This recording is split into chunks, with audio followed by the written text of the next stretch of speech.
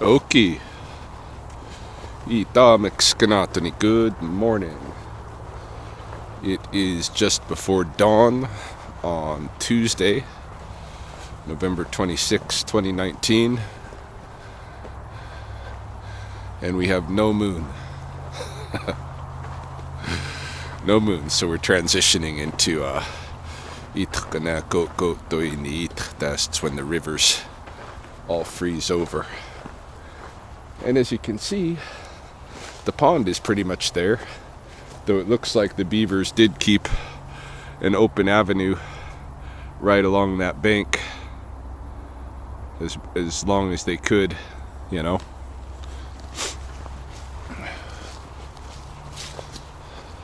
I have not seen one hair of my coyote pack for at least a week, I'd say.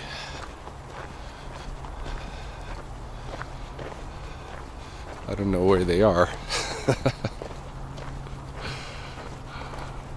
Hopefully not taken out, so to speak, by the property owners up there.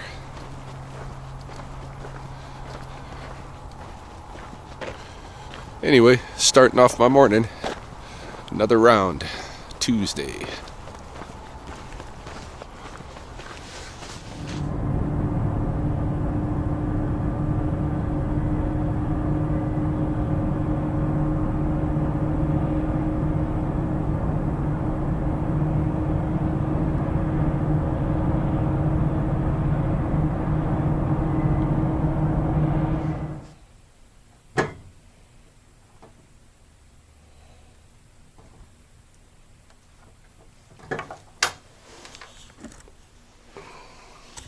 This is the belt that I'm making for Chelsea.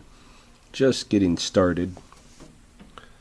Measured it out yesterday and stenciled it. Drew some borders. This is the same flower design that she has in her beadwork for her jingle dress when she dances powwow. So I've reproduced it here, threw in, a couple of other flower and leaf arrangements in between her design, but it should turn out nice. Today I'm just cutting in along the stencil, and then I'll be beveling, and eventually she'll have a new belt for her dance outfit.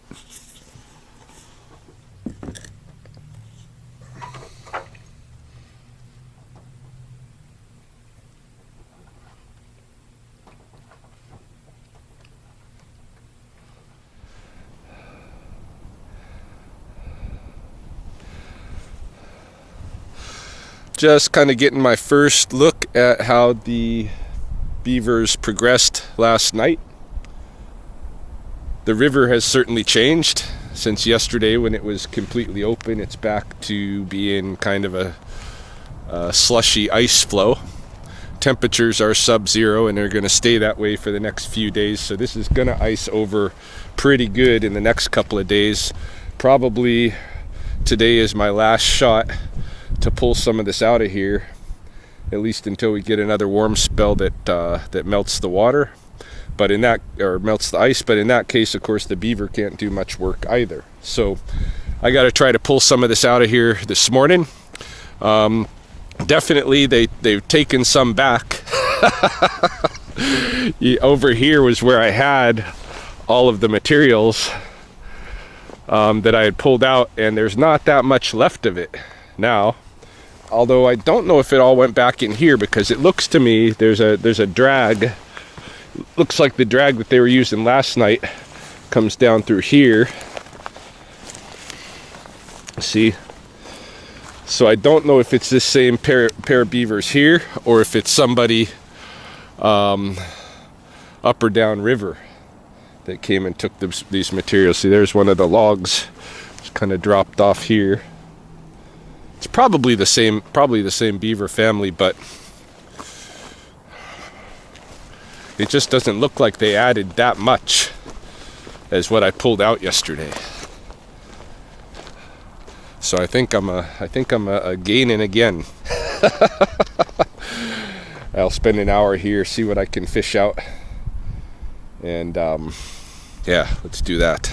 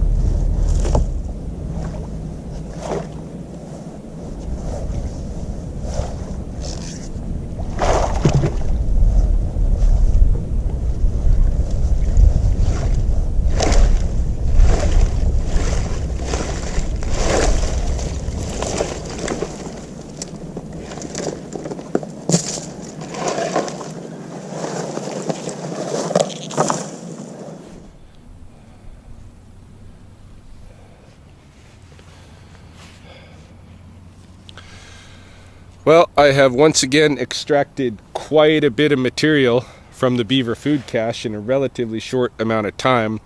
If I could, I'd stay here and try to fetch the rest out, but I need to get back to the studio. I've been gone at least an hour, I think probably a couple of hours. But before I leave, I think rather than leaving this food cache up here anywhere on the shore where the beavers might easily get to it again, I think I'm going to load at least what I can up onto the trailer on the back of my Jeep and drive it out into the forest and leave it out there, just in an effort to gain a little bit more ground on these beavers. Like I said, it's supposed to get cold overnight. I did get a couple of guys saying they might be willing to help, so I'm going to give one or two of them a call, see if either wants to come out here by himself this afternoon, try to fish any more out. But yeah, I gotta get back to doing things. I wish I could stay. It's almost like gambling or fishing every time you throw that grappling hook out there, you know. Almost every time you get kind of a strike, a nibble, and then you pull out lots of little fish, little sticks and stuff, but every once in a while you get like this massive clump, and it really, like, that's the incentive to go again. All right, I better start loading this stuff.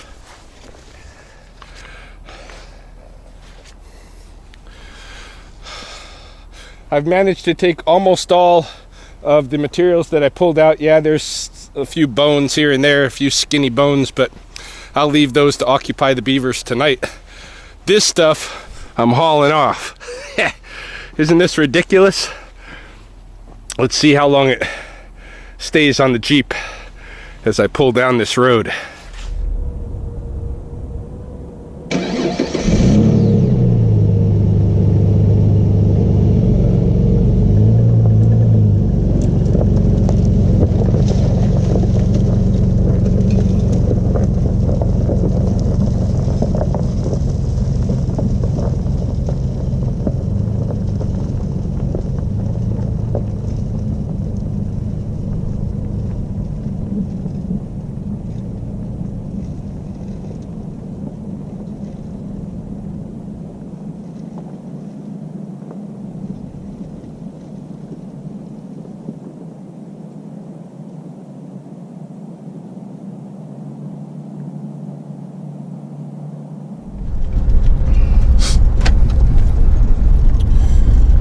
Well, I think all of that hard work is deserving of a sandwich. And I know just where to get one. Heading to downtown Lethbridge. Alright, I shouldn't be more than a few minutes inside the restaurant. Oops, is there stuff on the camera? Yeah, it shouldn't be more than a few minutes, so I'm gonna hazard a parking ticket and not deal with this complicated little machine that you gotta spend a few minutes on to get yourself parked. Okay, here's where I'm going. Mediterranean matzo bar and Western food. Hello.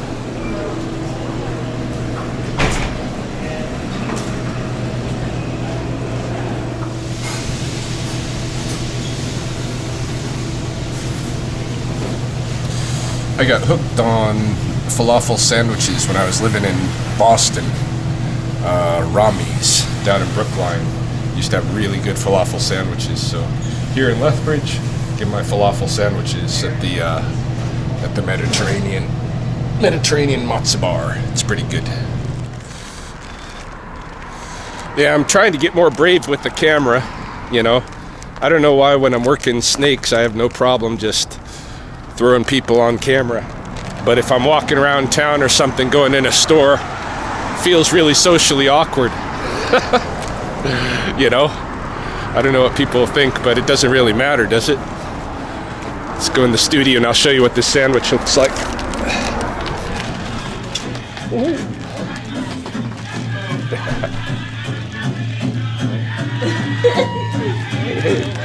Hey, good color, man. Look at this.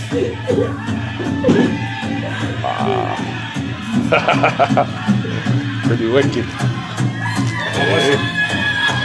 I gotta show you the picture of the massive load of sticks that I pulled out of that beaver dam.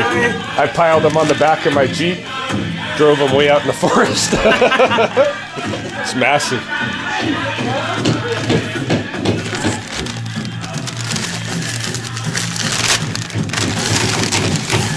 Check it out.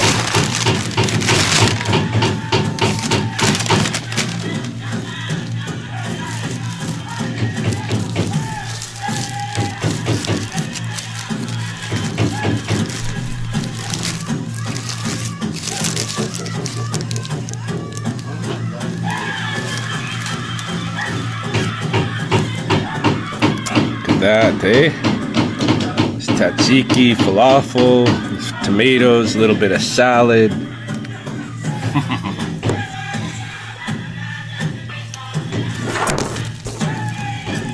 Whoop.